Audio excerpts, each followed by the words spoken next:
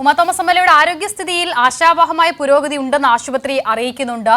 മകന്റെയും ഡോക്ടർമാരുടെയും നിർദ്ദേശങ്ങളോട് MLA പ്രതികരിച്ചു. തലയുടെയും നട്ടലിന്റെയും പരിക്കിലും പുരോഗതിയുണ്ട്. അതേസമയം അപകടത്തിൽ കൂടുതൽ പേരുടെ മൊഴിയെടുക്കും. സ്റ്റേഡിയത്തിൽ പരിപാടി നടത്തിയത് അനുമതിയില്ലാതെയാണെന്ന് കൊച്ചി കോർപ്പറേഷനും അറിയിച്ചു. സ്റ്റേഡിയത്തിൽ നിന്നും വീണ് പരിക്കേറ്റ എംഎൽഎ ഉമാ തോമസിന്റെ ആരോഗ്യസ്ഥിതിയിൽ നേരിയ പുരോഗതിയെന്ന ഡോക്ടർമാർ. രാവിലെ കണ്ണു തുറന്ന എംഎൽഎ മക്കളെ തിരിച്ചറിയുകയും പ്രതികരിക്കുകയും ചെയ്തു. എന്നാൽ വെന്റിലേറ്ററിൽ കഴിയുന്ന എംഎൽഎ അപകടനില തരണം ചെയ്തെന്ന് പറയാൻ കഴിയില്ലെന്നും ന്യൂമോണിയ ഉണ്ടാകാനുള്ള സാധ്യത വെല്ലുവിളിയായി മുന്നിലുണ്ടെന്നും ഡോക്ടർമാർ. 7 മണിയായപ്പോൾ മാഡം അവേക്കായി. അപ്പോൾ നമ്മൾ പറയുന്നതിനോട് പ്രതികരിക്കുന്നുണ്ടായിരുന്നു. റെസ്പോൺസ് മാത്രമേ ഉള്ളൂ. വായിൽ ട്യൂബ് കിടക്കുന്നതുകൊണ്ട് സംസാരിക്കാൻ പറ്റത്തില്ല. അപ്പോൾ തലച്ചോറ് കൊണ്ട് ഉണ്ടായിരിക്കുന്ന ക്ഷതങ്ങളിൽ നമുക്കൊരു ചെറിയ പുരോഗതി എന്തായാലും ഉണ്ട്, മോശമായിട്ടില്ല.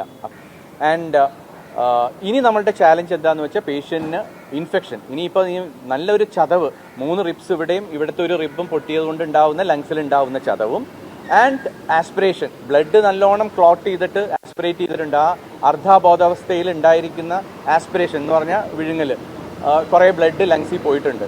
നമ്മൾ കുറച്ചൊക്കെ എടുത്ത് കളഞ്ഞു, എന്നാലും കുറേ ഈ അറ്റത്ത് കിടക്കുന്നത് നമുക്ക് എത്തത്തില്ല ബ്രോങ്ക് വെച്ചിട്ട്. അപ്പോൾ അത് അബ്സോർബ് ചെയ്ത് തന്നെ പോകണം ആൻറ്റിബയോട്ടിക് കൊണ്ട്. അപ്പം patient is still on ventilator. ഗുരുതരാവസ്ഥയാണോ എന്ന് ചോദിച്ചാൽ ഗുരുതരാവസ്ഥ തന്നെയാണ്. അതിൽ നിന്ന് മാറണമെങ്കിൽ നമുക്ക് വെന്റിലേറ്ററിൽ നിന്ന് മാറി 24 മണിക്കൂർ കഴിയണം. കണ്ണു തുറക്കാനും കൈകാലുകൾ അനക്കാനും പറഞ്ഞപ്പോൾ അമ്മ അതിനോട് പ്രതികരിച്ചുവെന്ന മകൻ വിഷ്ണു.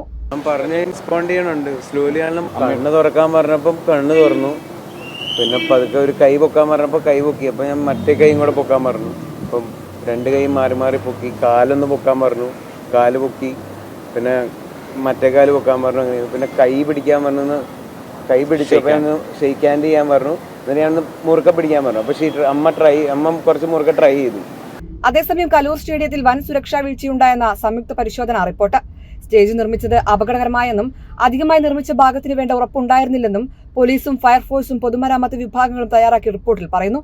സംഭവത്തിൽ നടൻ സിജോയ് വർഗീസിന്റെയും ദിവ്യ ഉണ്ണിയുടെയും അടക്കമുള്ളവരുടെയും മൊഴിയും രേഖപ്പെടുത്തും.